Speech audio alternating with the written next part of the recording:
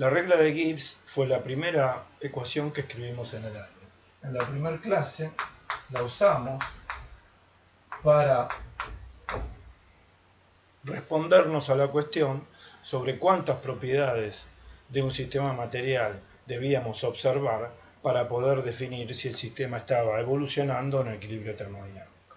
O dicho de otra manera, la constancia en el tiempo de cuántas propiedades debíamos constatar para poder asegurar que ninguna otra propiedad del sistema material iba a cambiar con el tiempo.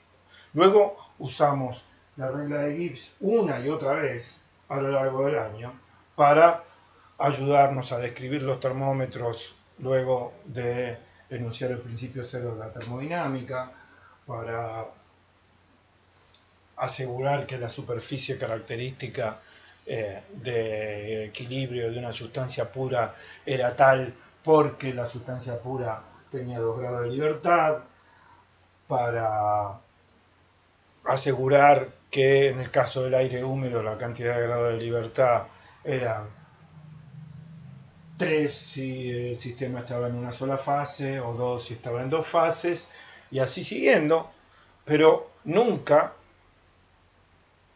demostramos la regla de Gibbs ni la incorporamos como principio inductivo junto a los otros principios de la termodinámica como resultado de la evidencia empírica. Ahora vamos a demostrar de dónde sale la regla de Gibbs.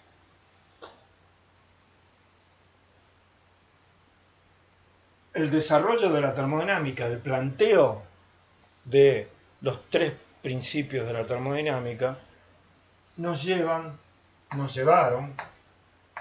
a esta expresión.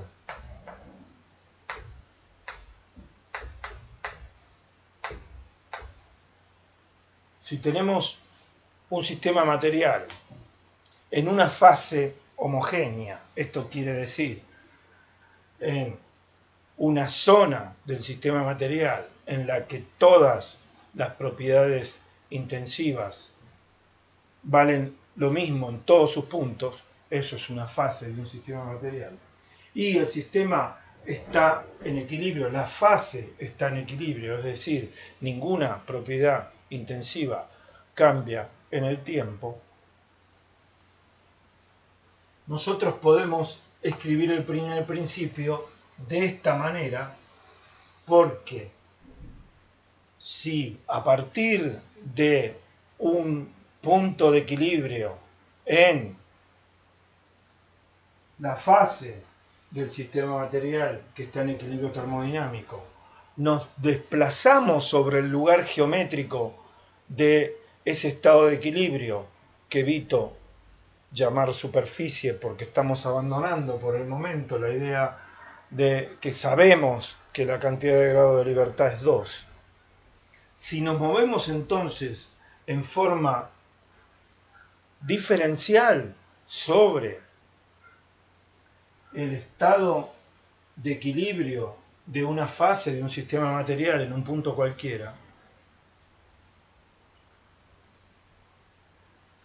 la cantidad de calor puesta en juego en ese desplazamiento infinitesimal sobre el lugar geométrico del equilibrio puede expresarse en términos de una variable de estado, la entropía específica. Recordemos cómo llegamos a esta expresión. La temperatura T es una variable de estado definida a partir del principio cero de la termodinámica, cuya escala de valores numéricos puede establecerse a partir del segundo principio de la termodinámica, de manera que este parámetro proviene de las leyes de la termodinámica. Diferencial U, el diferencial de energía interna, es el resultado del enunciado del primer principio de la termodinámica para evoluciones cerradas. Como la cantidad de calor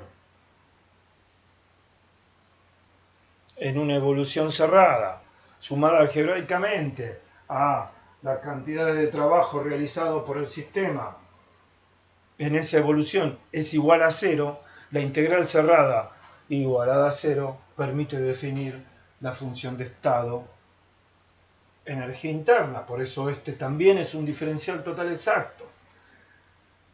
P diferencial B hace referencia a un trabajo de expansión infinitesimal sobre el lugar geométrico del equilibrio, porque esta expresión es válida para trabajos de expansión reversibles. Finalmente, el segundo principio de la termodinámica permite definir,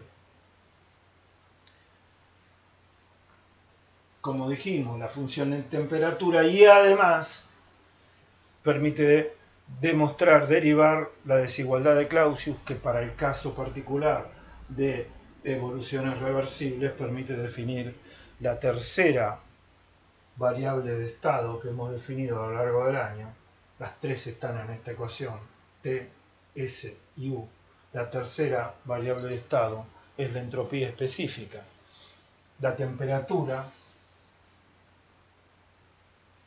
se convierte en el factor integrante de la cantidad de calor intercambiada en evoluciones reversibles, de manera que T diferencial S es una cantidad infinitesimal de calor intercambiada en una evolución reversible, es decir, sobre el lugar geométrico de los estados de equilibrio del sistema en una fase.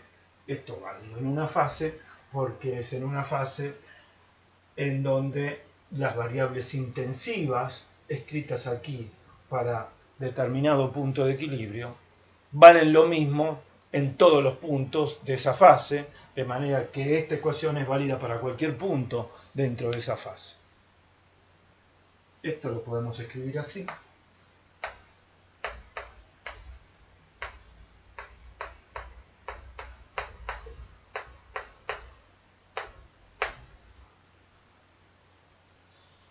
Esto es minúscula.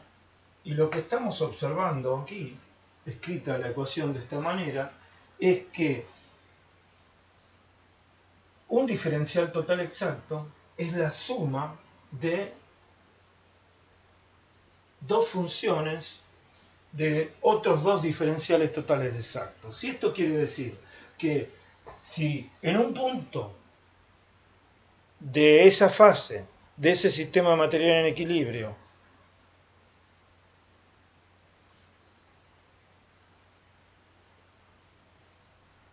el volumen específico no cambia y la energía interna específica no cambia en el tiempo, entonces la entropía específica tampoco cambia en el tiempo. Estamos observando una variable de estado cuya constancia en el tiempo podemos asegurar a partir de la constancia de otras dos. Esto quiere decir que S es S de U y B. La entropía específica de una fase de un sistema material en equilibrio es función de dos variables.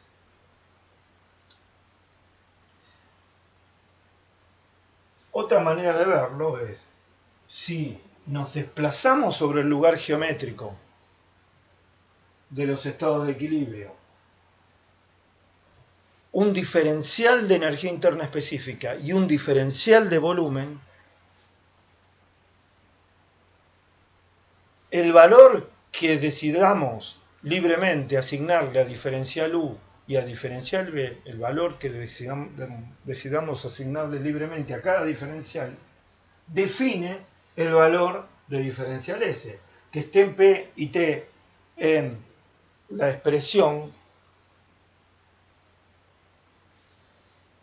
no cambia esta aseveración porque P y T son evaluados en el punto de partida a partir del cual tomamos diferencial U y diferencial B. S entonces es una función de la energía interna y el volumen específico.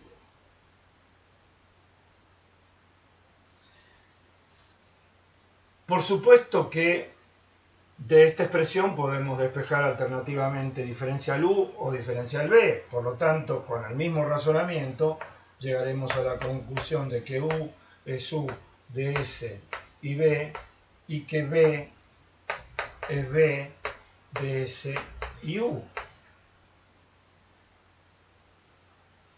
Pero no solo eso. Como diferencial S es un diferencial total exacto, podemos escribir diferencial S igual derivada de S respecto de U por diferencial U más derivada de S respecto de B por diferencial B. Ahora, si S es función de U y B, la derivada de S respecto de U a volumen constante es también una función de U y B. Pero si igualamos esta expresión de diferencial S con esta de aquí, obtendremos que la derivada de S respecto de U a volumen constante es 1 sobre T. Pero esto implica entonces que T es igual a T de U y B. Si hacemos lo propio con la otra derivada parcial, la derivada de S respecto de B a U constante es P sobre T. Pero la derivada de S respecto de B a energía interna específica constante es también una función de U y B si S lo es. Y como T es una función de U y B, de aquí obtenemos que P es P de U y B. Tenemos S, U, B, P y T funciones de dos variables. Podemos agregar a esta lista la entalpía, que es U más P por B. Con lo cual tenemos 6 variables de estado que dependen solo de otras dos. Cualquier propiedad del sistema material en esa fase que dependa de una combinación cualquiera de estas 6 variables de estado terminará dependiendo de 2, porque cada una de estas 6 depende de 2, de manera que podemos imaginar finalmente una expresión de cualquier propiedad del sistema material que se pueda pensar como una función de una combinación de estas 6 variables, como una función de 2 variables. De manera que podemos postular que n de C igual 1, F igual 1 es igual a 2. ¿Qué ocurre cuando hay más fases y más componentes? Comencemos por pensar el caso en el que la fase que estuvimos analizando no está en realidad constituida por un solo componente, sino por una mezcla de componentes que resultan en una fase homogénea, es decir, una fase que tiene iguales valores para todas estas propiedades intensivas. Si podemos discernir que existen más de un componente, lo que podremos decir seguramente es que la masa del sistema material es la sumatoria de las masas de los componentes entre 1 y C, siendo C la cantidad de componentes. O sea, podemos escribir 1 igual sumatoria y igual 1 a C de mi sobre m. Esto lo podemos escribir como la sumatoria de xi con i igual 1 a c, donde xi son las fracciones en peso de los componentes que constituyen esa fase. En el caso más general, en el que pueda mezclar cantidades arbitrarias de uno y otros componentes sin alterar las condiciones de la mezcla, esto dependerá de cada caso, pero en el caso más general podría hacerlo con total libertad, yo podré asignar valores con cierto grado de libertad a las fracciones en peso de C-1 componentes, si son C la cantidad de componentes, si es C, perdón, la cantidad de componentes que tiene la fase. Pero asignados valores de xy para C-1 componentes, la fracción xy del componente C queda determinada por esta ecuación. De manera que la presencia de C componentes en una fase dada de un sistema material en equilibrio agrega al 2 una cantidad de grado de libertad que es C-1 por el número de fases. Porque en cada fase podré plantear, en el caso más general, que están presentes todos los componentes. Y por lo tanto, para cada fase podés agregar esta cantidad de grado de libertad, en principio. Sin embargo, hay restricciones. Tomemos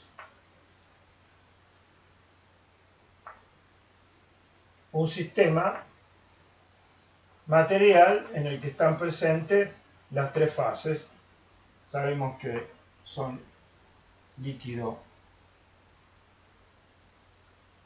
gas y vapor, pero las vamos a llamar 1, 2 y 3 para que quede claro que no importa por cuál partimos a razonar. Hay una cuestión importante respecto del equilibrio termodinámico de un sistema material en más de una fase. Hay dos de las variables de estado que en equilibrio termodinámico tienen que tener el mismo valor en las tres fases. Y estas son la temperatura y la presión.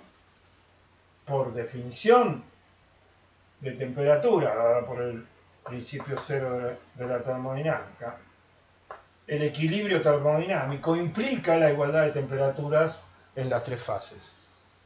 Y por definición de presión, lo mismo ocurre en ausencia de campos de fuerzas externos, como el campo gravitatorio, lo mismo ocurre con la presión. De manera que estas dos variables de estado serán las mismas para las tres fases. La presencia de más de una fase es por el cambio de valor de las otras propiedades intensivas.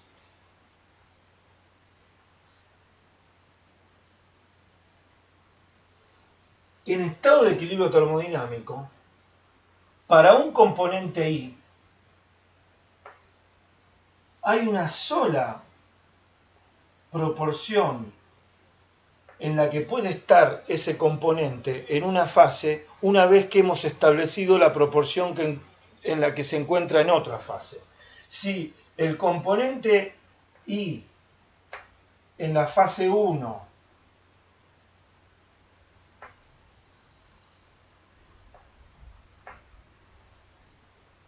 se encuentra en la proporción XY, la identificamos como XY de la fase 1, entonces hay una sola proporción de XY en la fase 2 posible en el equilibrio. Cualquier otra proporción dará por resultado un intercambio de masa en la interfase entre ambas fases, digamos, líquido-vapor, sólido-vapor, líquido y sólido. No importa cuáles son estas dos fases, hay una sola proporción en una fase una vez establecida la proporción en la otra. Es decir, podemos escribir X, Y de 2 de la fase 2 es xy de la fase 2 función de xy de la fase 1, P y T. Es decir, para cada equilibrio, para cada estado de equilibrio identificado como P y T, identificado con los valores de P y T, para el sistema material, la proporción en la que se encuentra en la fase 2 el componente I es función de la proporción en la que se encuentra en la fase 1 a esa presión y temperatura. Lo mismo podremos decir entre la fase 3 y la fase 2.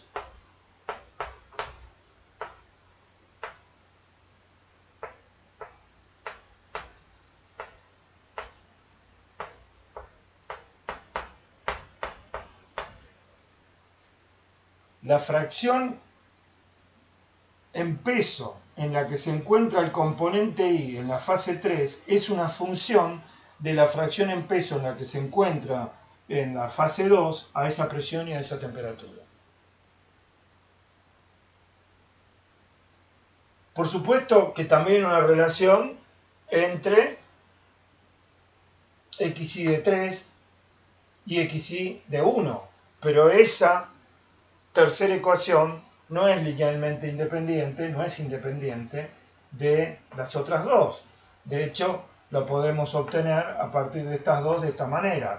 xy en la fase 3 es xy en la fase 3, es decir, esta función, pero reemplazamos aquí esta variable por esta función. xy en la fase 2 de xy en la fase 1, presión, temperatura. De manera que desde estas tres ecuaciones, solo dos son independientes. Si el equilibrio fuera en dos fases en vez de tres, de las dos ecuaciones serían independientes una y así siguiendo. De manera que podemos decir que las restricciones impuestas por las relaciones de equilibrio de las fracciones en peso de un mismo componente en dos fases distintas en un sistema en equilibrio es F menos 1 por C, porque estas dos ecuaciones, en este caso que planteamos la coexistencia de las tres fases, estas ecuaciones se pueden plantear para cada componente. Esto es C, pero en F menos 1 fases, siendo F la cantidad de fases existentes.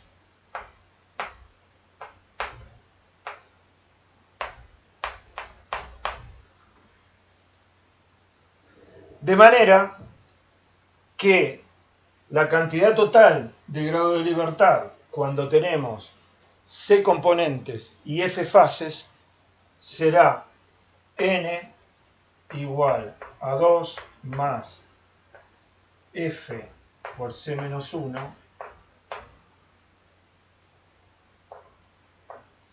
menos F menos 1 por C.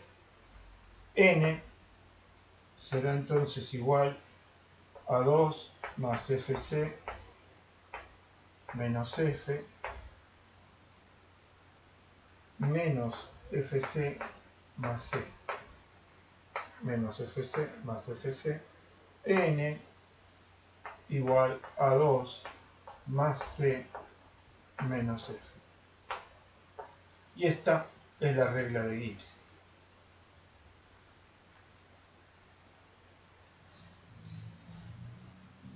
El hecho de haberla usado tantas veces como recurso para comprender mejor los fenómenos que íbamos describiendo, puede llevarnos a dudar de si en realidad, cuando escribimos esta ecuación, no estamos ya aceptando la regla de Gibbs.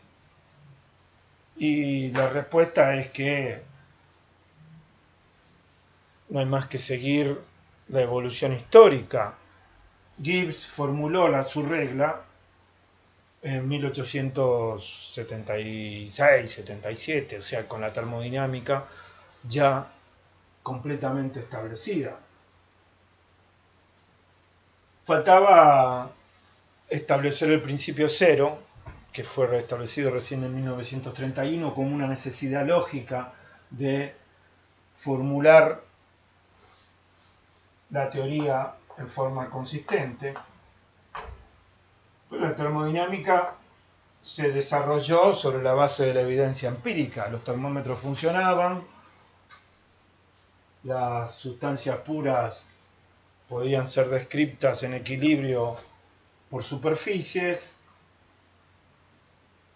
y eso nos lleva al planteo de esta ecuación.